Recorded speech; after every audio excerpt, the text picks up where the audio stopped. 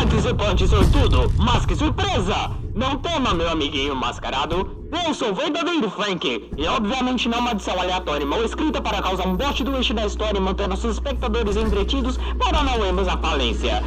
As autoridades encontraram 3 corpos nas premissas da Frank Sparkle Palace, que parecem ser 3 dos 4 infelizes participantes que escolheram participar do último game show da companhia antes de sua falência. Os participantes parecem ainda estar nas premissas e potencialmente Bem, agora que já nos apresentamos, você deve voltar para sua aventura. Eu vou te mostrar o caminho. Vá em direção dos outros elevadores e de lá eu vou te guiar.